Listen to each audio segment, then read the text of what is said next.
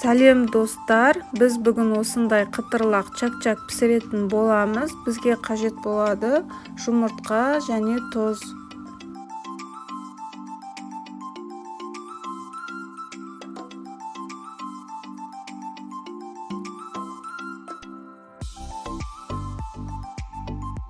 Міне мен қазір ұнды салып жатырмын.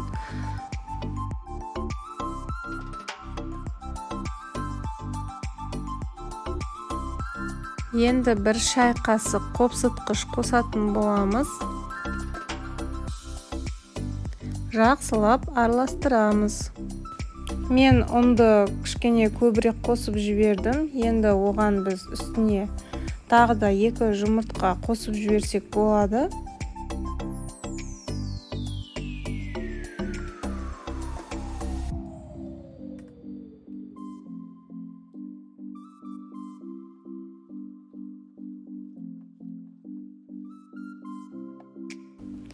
Достар, менің каналыма тіркеліп, лайк басуды ұмытпаңыздар. Кішкене қолыма жабысып жатыр, кішкене ұн қосып жібереміз да, жақсылап тағы да илейміз. Енді мен қамырды демалдыруға 15 минутқа қалдырамын.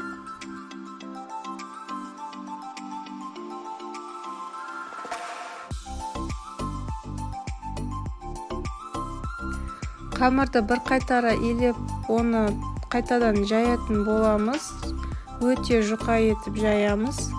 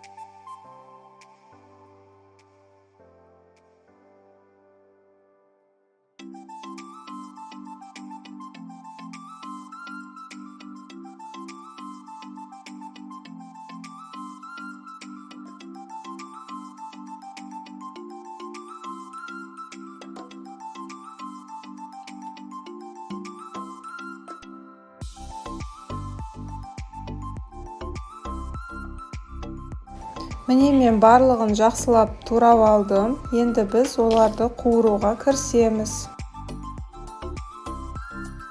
Орташа отта араластыра отырып қуырып алатын боламыз.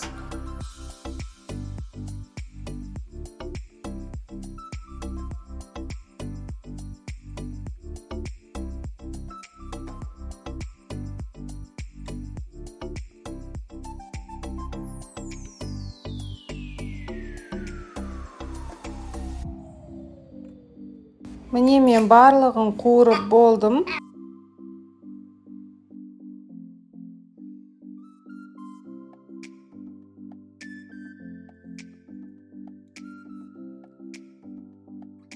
Енді мен үстіне сгущенка құятын боламын.